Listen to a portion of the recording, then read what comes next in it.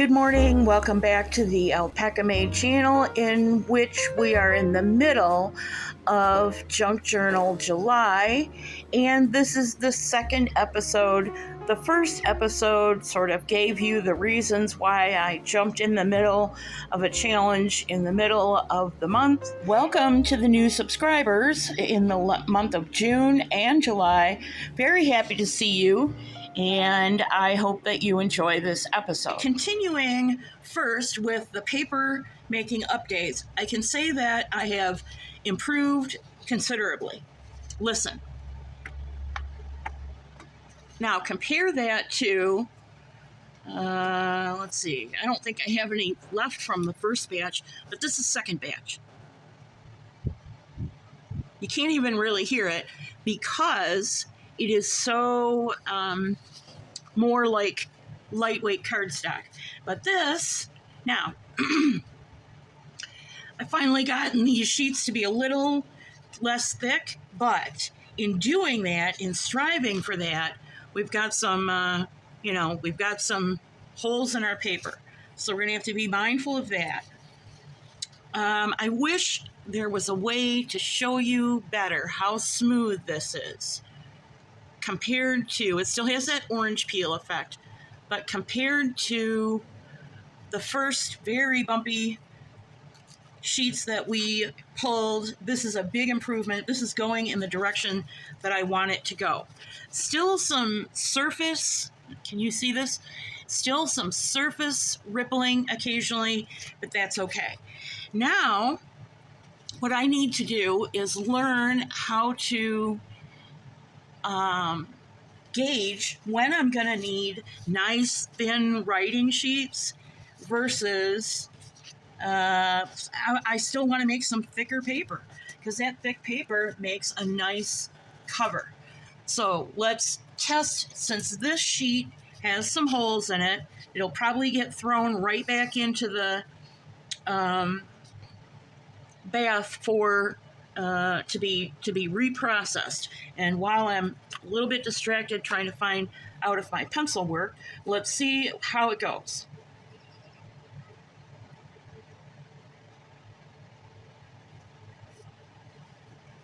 Much easier to write on. There's not resistance to the ballpoint pen from the bumpiness of the paper. This is not as smooth as store-bought paper, but store-bought paper is, machine made, and it's got chemicals in it that smooth it out and make it strong and what have you. So we're going to continue to work on handwritten paper and see where it takes us. Up next in this process is adding a different type of fiber, trying some dyeing, and dyeing has some issues because sometimes when you dye paper, you need a mordant and sometimes you don't. I had a discussion with a subscriber about why I couldn't use food coloring, and it has to do with chemical bonding. Mordants facilitate chemical bonding in the dyeing process for certain types of dyes and certain types of fibers. That's a whole long topic we're not going to go into right now, but happy days, skills are improving. That's what's important. Next up, we're going to go to the little journal that I'm working on for one of my women friends, and this little journal is comprised of two different booklets. One is pamphlet bound and the other one is pamphlet bound, but it's got 4 folios in it as opposed to the first one, which only has 1 folio.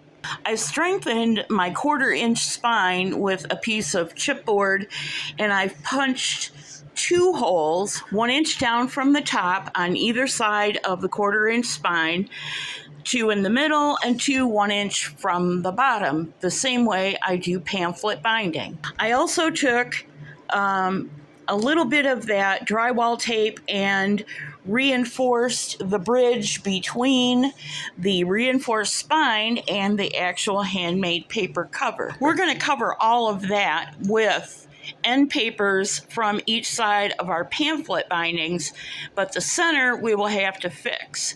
This is going to be a little bit of a longish section. I'm going to speed it up because there was a lot of fiddling. This is the very first time that I have set this up to do 4 folios in one cover. Okay, I'm feeling a little under the weather, so let's see if we can get this clip knocked out. You've already seen the stills.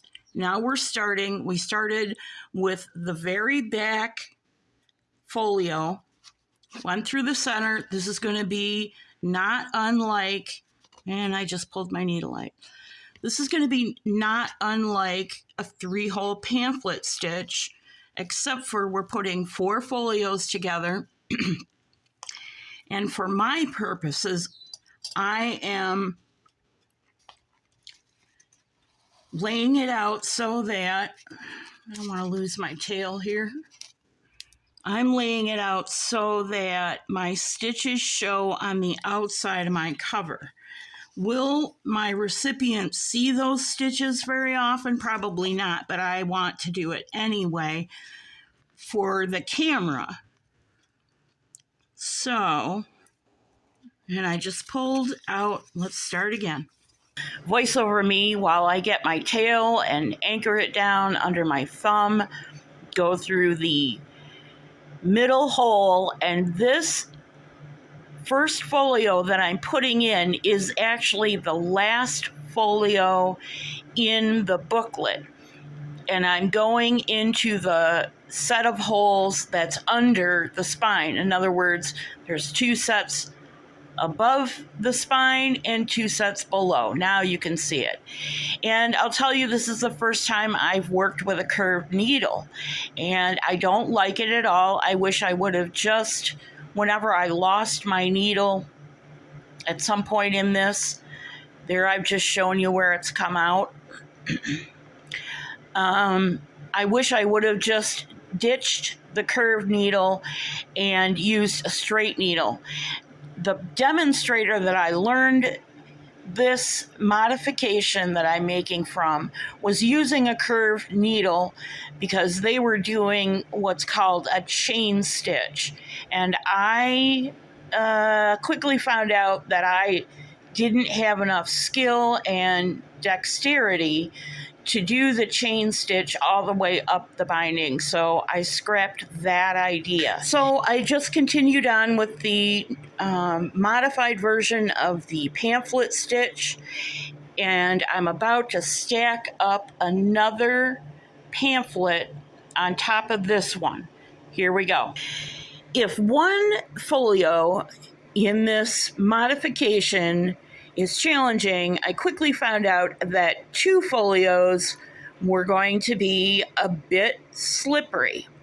And in order to start this second pamphlet binding, I had to find a way to get my thread out of the center hole of the backmost folio and into the center of the second to the last folio, which I have done.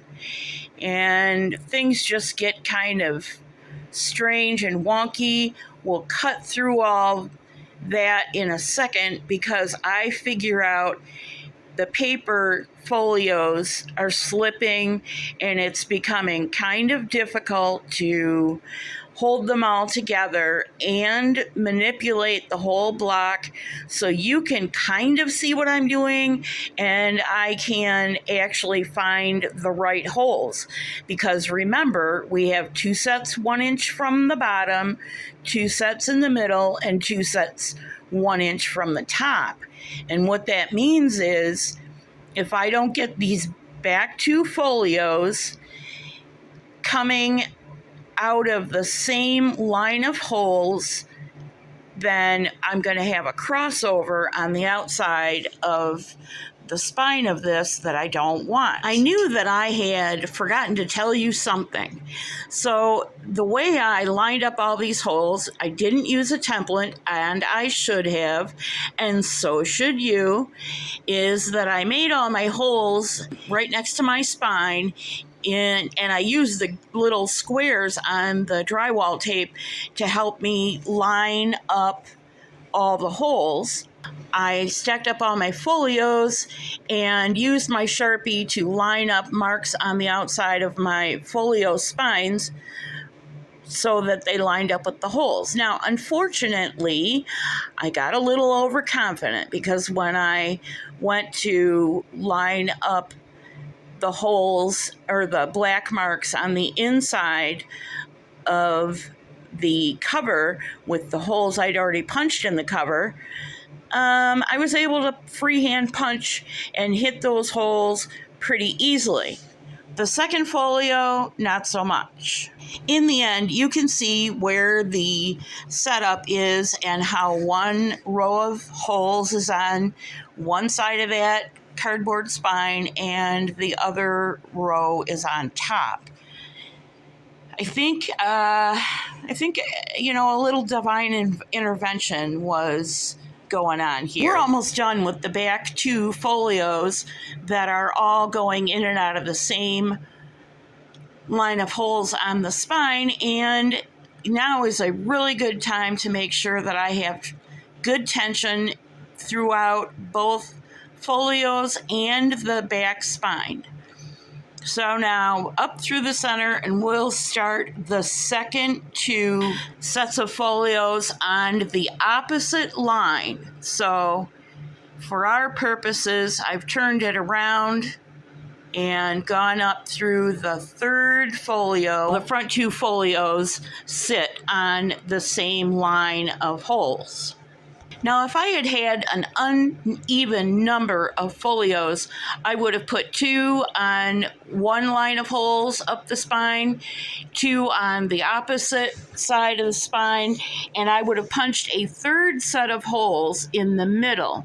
But since I had an even number, I chose to go 2 in the back and 2 in the front, and we will be covering the gap, you'll see in a minute, when we go straight into glue up, with a piece of washi tape. And we're done. I'm just tying off as you normally would, and I'm going to put a spot of glue as I normally would on the knot. And I think I forgot to do it on the first folio in the back, but I'll go double check it later on, because now we're going to sop up the extra and we're going to see that we've got a nice lineup, remembering these text blocks or these signatures are not trimmed. And I left them untrimmed because once I figured out that I needed end papers, I checked to see, and there's lavender on the front of the first and lavender on the back of the second, so that makes perfect end papers, and I'm not going to make you sit through me fussing with washi tape. I do want to make mention of that tool in my hand. If you are a crafter and you have tools for other hobbies and crafts, sometimes if you go raid the box for another craft, you'll find a tool that works great for paper craft. That tool is a silicone double-tipped ceramic stylus, specifically for doing sgraffito and other kinds of work. It's great for sticking down very narrow washi tape to a surface that's not completely even. And I am very generous with the silicone glue throughout this part of the video. We're going to speed it up again because this is the glue up where I use the first and last page to cover the gap where the spine and the text block are, the drywall tape, and all that jazz. And it provides 2 more writing surfaces or surfaces to affix pockets to or what have you. You can see that I have all my binder clips out. I need all the stability I can get because that whole text block has to stand up while I'm doing this glue up. the first line of silicone glue I try and get between the text blocks and the back spine so it'll soak in and anchor that drywall tape better than the adhesive that's on it. And then I compress it as much as I can, get it snugged up as best I can. I run a second bead of glue sort of just next to it, and then I put my little ruler there and I squish that text block in as far as I can.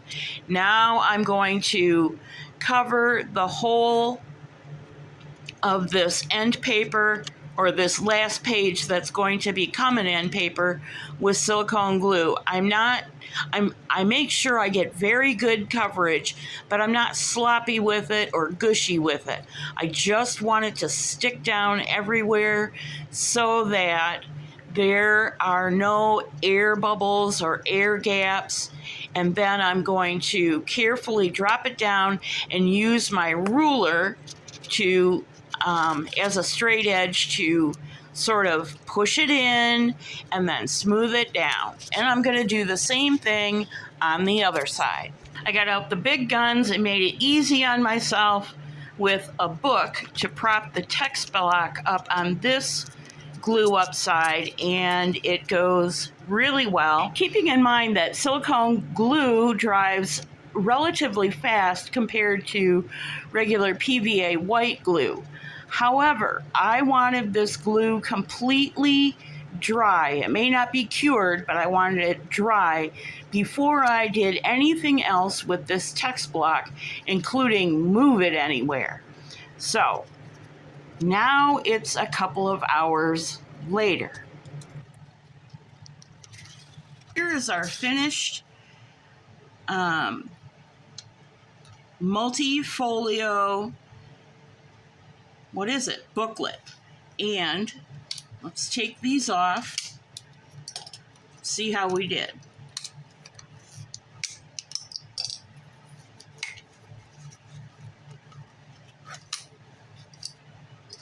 Cleaned up my desk a little bit, and it's not bad. I have a tension issue right here. This is not as tight as I would like it to be, but I am not going to fuss about it. And it's a little bit misaligned. We can fix that. At least the optical illusion that it's out of line, because you can see it's lined up here, but not so much here. We can fix that a little bit by manipulating the spine. We'll probably have to clamp it down, but we can push this a little bit.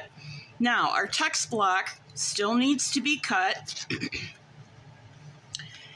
And other than it hanging out the edge, I'm not so concerned about this. See, this is all, it was all lined up on this edge, but this edge is just sort of, you know, where it landed. I will probably trim this edge, but I don't know that I want to trim this edge, because after all, this is a book that's featuring handmade paper, and this, you know, unevenness does not bother me for this book. So I'm going to square this up as best I can, and I'm going to reclamp it with my clamps.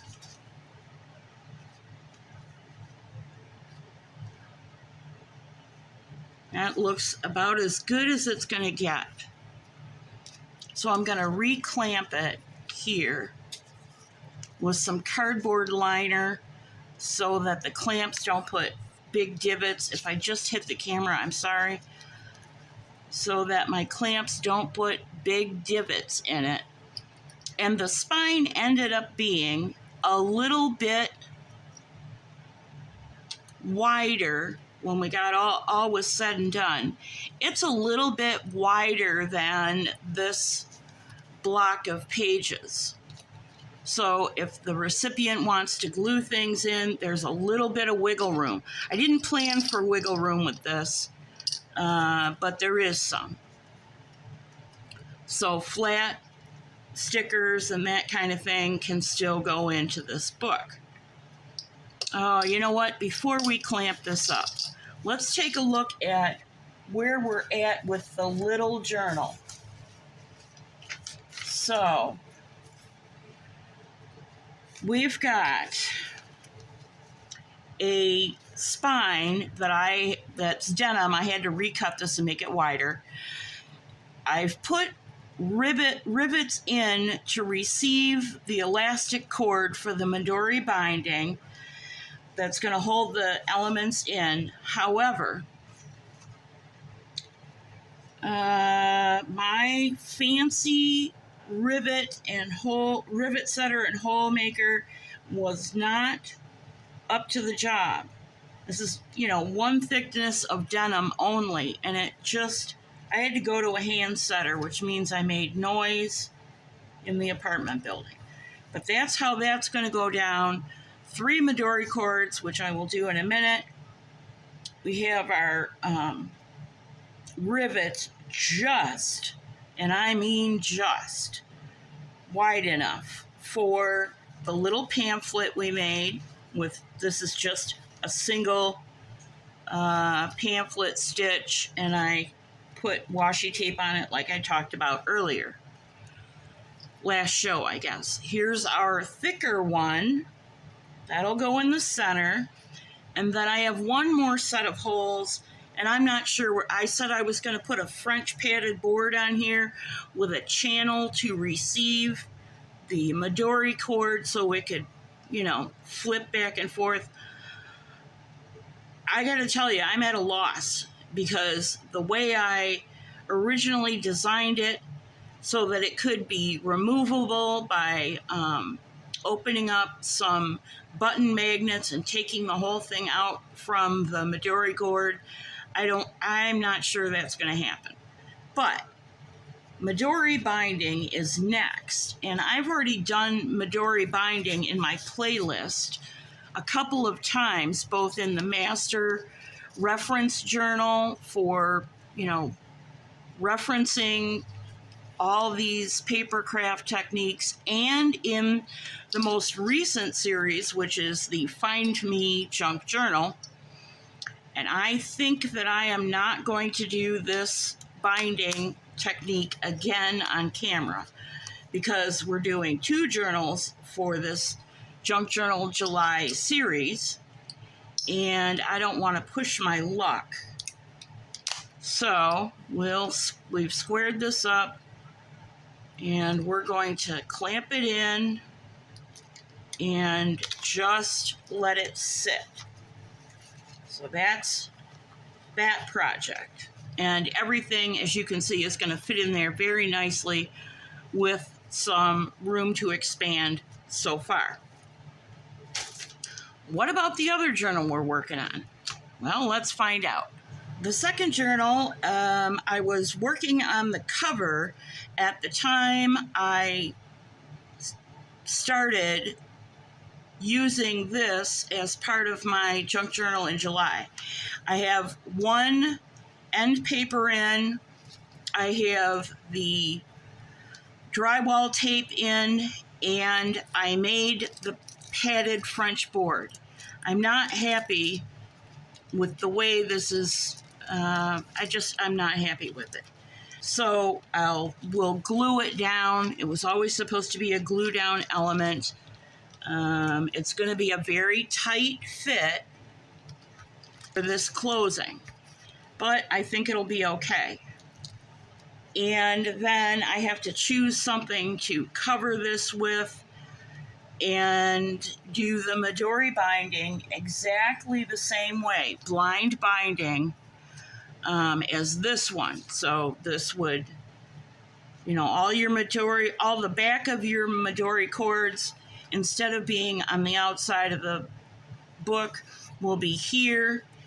and it'll be, the strip will, cover everything and be affixed down with silicone glue. The little journal is done, and I'm waiting on a key component for the other lady's journal. And so rather than do a reveal on the little journal now and focus on the big journal next week, I think what I'm going to do is tell the ladies that are in this design challenge via prompts how much I have enjoyed looking at your videos and seeing how you interpret the prompts. First and foremost, a big thank you to our two co-hostesses, megjournals and GetMessyArt. I really, really appreciate that you open this challenge to anybody, and I am thoroughly enjoying it. To my own audience and anybody who had just dropped in because of whatever random reason, it's not too late to jump into this, even if you've never made a junk journal. There's a ton of creativity in this challenge, and you can do as little or as much as you want. I was especially excited to see how number 17, the pause prompt, would be interpreted by the other creators that are making along with us. I loved the fact that one lady actually paused. She stopped what she was doing and she created an entry, but it was not junk journaling, and I thought that in and of itself was creative. I had your various entries queued up during the day while I was finishing the little journal and doing some work on the larger journal, and since I was doing work along, I wasn't watching all the way through. I was listening and working. Some of you stopped talking, and I looked up when I realized nobody was talking, and then recognized that you had lovely music playing while you were doing your work, and that's why you weren't talking. And then, to my surprise, one of you interpreted these prompts more the way I did, and you told a story. I told a story in the intro episode about why I jumped in the middle of this to do this when I really needed a pause. Your story was about a lost sale where you had sent a package overseas and it didn't get where it was supposed to go, and it came back to you, and you really told a fabulous story about that chain of events that spanned, I think, 2 years. So thank you very much again for that story. To my old audience and my new subscribers and friends who are dropping by to see what I'm up to, thank you so much for joining me. Please do screenshot those prompts, or you can download them from the links in the show notes where you would expect to find them. Thanks everybody for joining me. I will see you again next Sunday. God bless. See you real soon.